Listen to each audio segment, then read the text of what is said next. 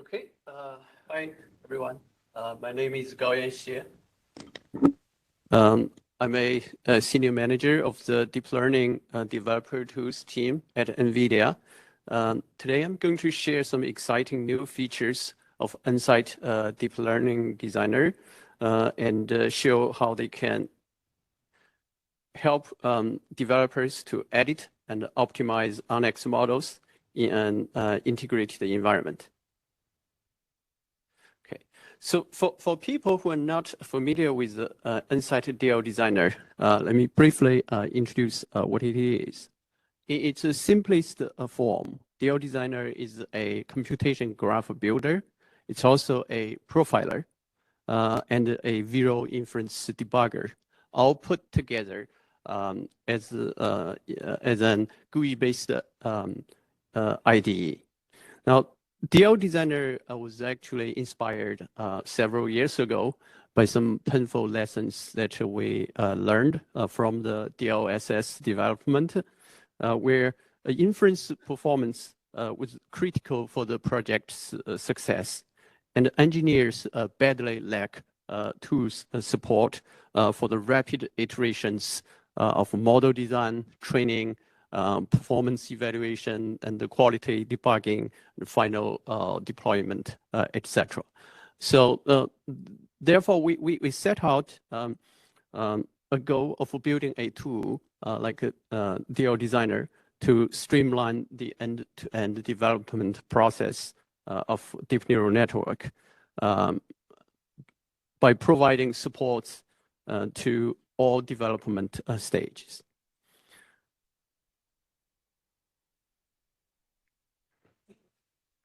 Now, DL Designer was actually released a few years ago.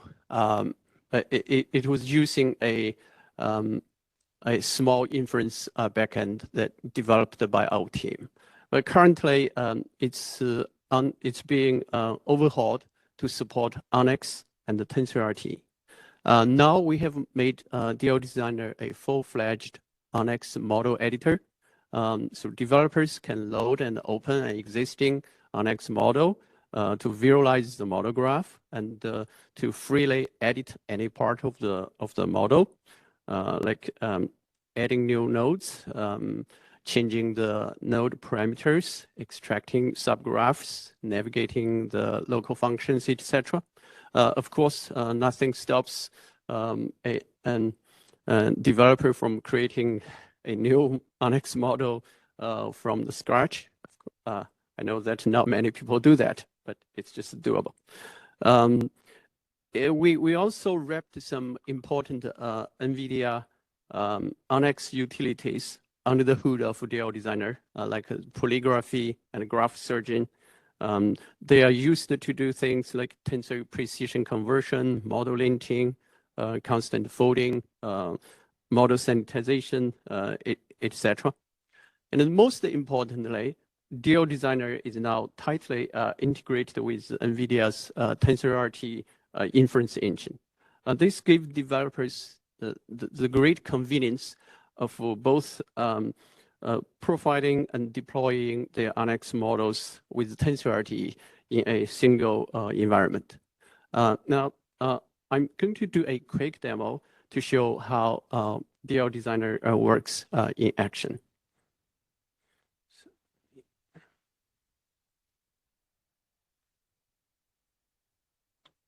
So I have DL Designer installed here. Just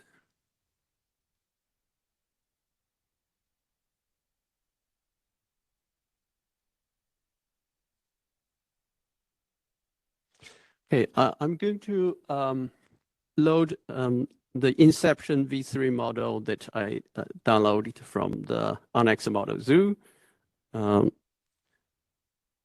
So you can just like what you can do with the Netron, you can visualize the model graph with the DL Designer. We also have a type checker running in the background. Once it finishes, it would gives you the precision and the dimension of the output tensors for each node. you can easily navigate and the model graph by zooming, scrolling, etc. Now, on the left, there's a layer explores window that gives you an overview of all the layers in your model graph. You can organize the layers either by type or by name. Let me look at click on the convolution all the convolution layers. You can double click any one of them, then it would center the model view around this node. Once you select the node, then you can see and change all of its parameters in this parameters window. Users have a lot of freedom of changing these parameters. Of course, if you make a mistake, like here, I changed the kernel size from 1 to 3 to 1, then our type checker will catch this mistake immediately. Let me change it back. Okay. Oh, yeah.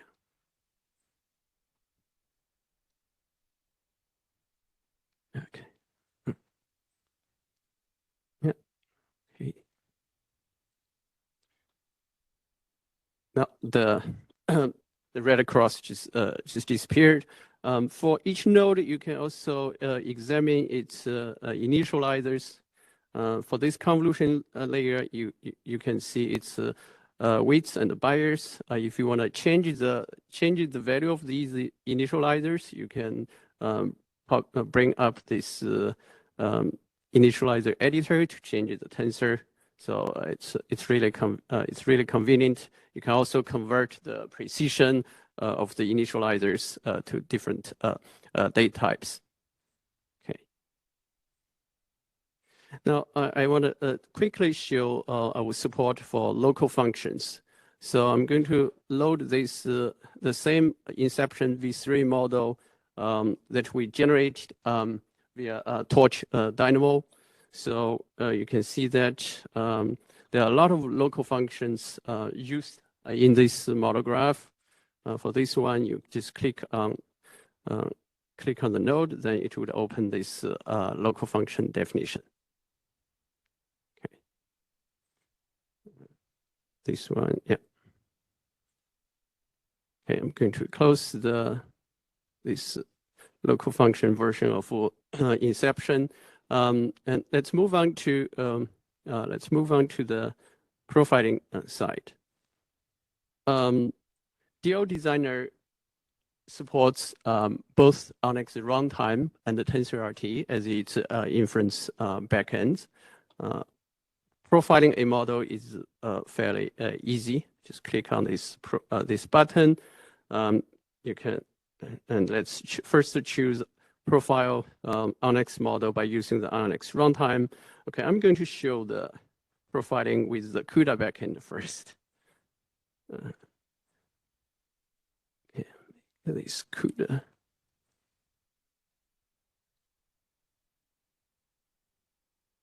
Let's just give it a few seconds. That it's running. Okay. Now the profiling is done. This brings up the profiler report view. On this view, you can see some summary information. It says that the median network inference time is 11.5 millisecond. Of course, the profiler was running locally on my laptop, so it's not a super fast GPU. Now, at the bottom of this view, you have a table of all the kernels that were executed by the CUDA execution provider. You can see that all of the convolution layers and the activations have been fused together. So you can sort the kernels by their type. you can also sort the kernels by the inference time to find the most expensive kernels. Here. Okay. Now the most expensive one was a convolution layer from the mixed 6B branch pool. The kernel names actually contain some URL links that would allow you to jump directly to the original ONNX operator that corresponds to this particular kernel. For example, we can jump to this one in the ONNX model graph. Now, I want to show you that how well the DirectML backend performs.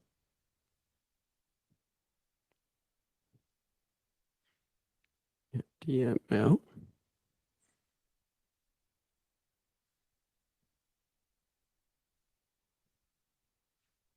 As you can see, the DirectML backend actually performs quite well. It took only about 4 milliseconds, much faster than the CUDA execute provider. But since we are using ONNX runtime's perf test utility to get these informations, so we're not getting much information out of the perf test utility from ONNX runtime. You can only see this whole network inference time and a giant block on the inference timeline. There is no detailed kernel decompositions here. Well, that leads us to profile the model by using NVIDIA's TensorRT inference backend. So we're going to do the TensorRT. Let me make sure okay. The TensorRT.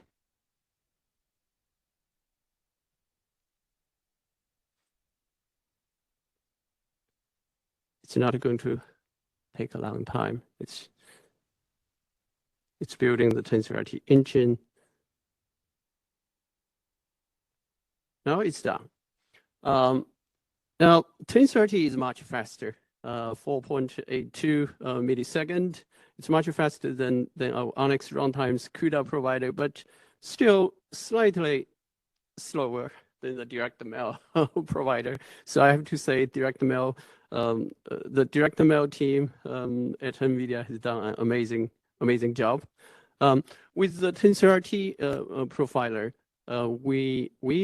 we do get some GPU hardware metrics. Here you can see the PCIe utilization, the SM utilization, and Tensor Core utilization. Oops, we are not getting any Tensor Core utilization at all. It's basically empty. Now, that is because this model, it's a FP32 model, and as many of you know, that Tensor Core requires the FP16 format. So let's redo the profiling, but we are going to turn on the FP16 tactics for TensorRT. I'm also going to turn on the FP8 and then redo the profiling.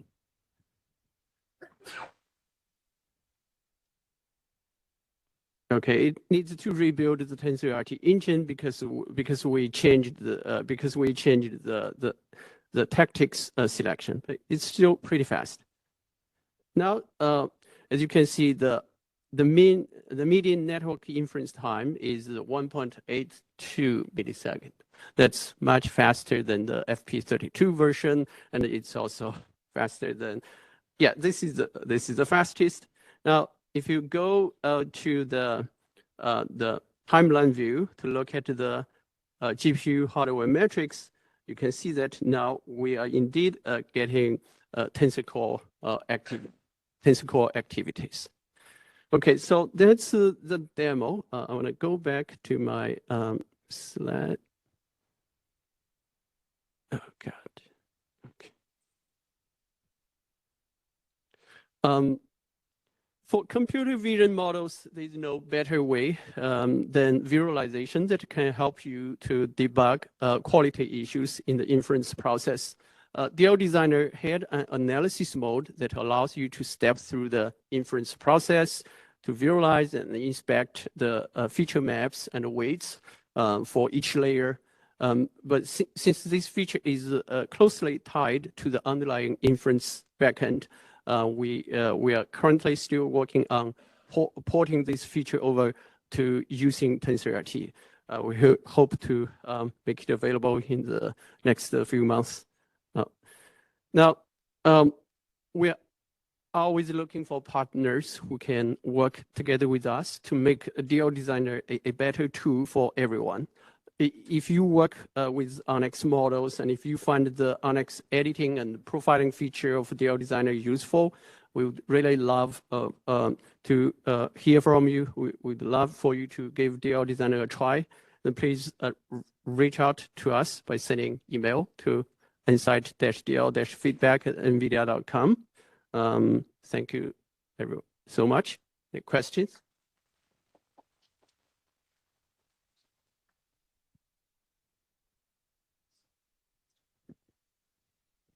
Thanks for your presentation. And maybe I missed something. I'm just curious, your live demo, like the Tensor Core utilization. So in this demo, I don't see any real devices. So you got these metrics through simulators or something. For example, the Tensor. You don't see any real what? The demo. Yeah. And in the demo, you have some metrics, right? Yes, you said you don't see any real. And how did you get these metrics? For example, how do we get the metrics? Yeah. Okay, so this laptop has an NVIDIA GPU. It has an NVIDIA Ada GPU. Okay. And we have a performance profiling library at NVIDIA. We use that to hook up the GPU to collect the GPU metrics. So it's not simulated. It's real data. It's real data. No wonder. And a follow-up question. And for the very first model for TensorRT, and we have 0 Tensor Core utilization data, right? And then you change the data type, and then we do get the TensorRT, the Tensor Core utilization. Is that because the types supported by the Tensor Core on your laptop, right? Yes. The Tensor Core requires FP16 data type to work. And TensorRT has some flags that you can turn on and off to support the FP16 tactics. That's what I did there. And one last question, sorry. Sure. When we do the inference on the data center side, server side, and we have servers having the NVIDIA GPUs, and typically on those servers, we don't have like the UI interface. Oh, yeah. Sorry. I forgot to mention that DL Designer is designed with a host target architecture. So you can run the GUI, the host GUI on any machine, but you can connect to a target machine.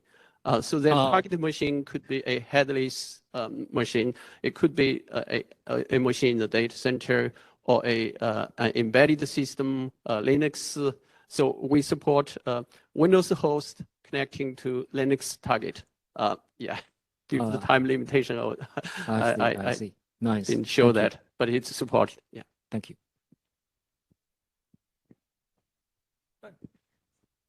So it supports Linux too?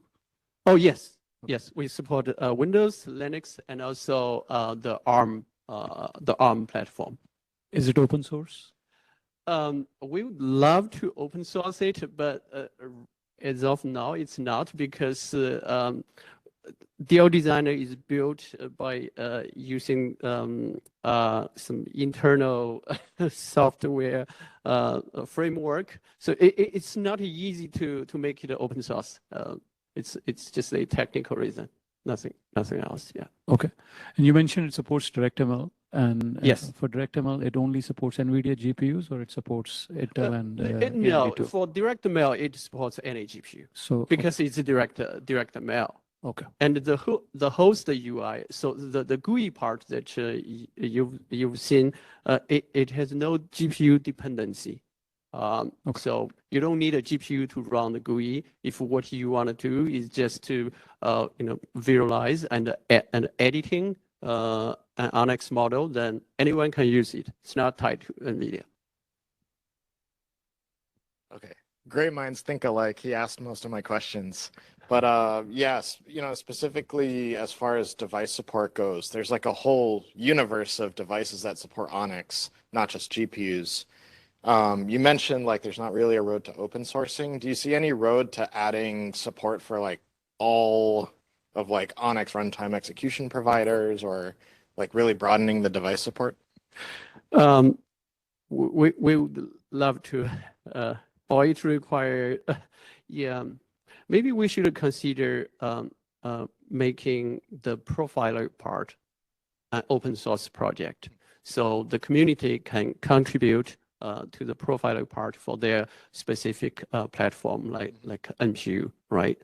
Because what we do is just we run the Onyx runtimes profiler and collect the profiling data, put them into a file format. The file format, it's not a secret. It's a JSON based. That we can make that open source. So as long as you have all your data in that file format, then we can make it load it up and in the tool. Okay, great.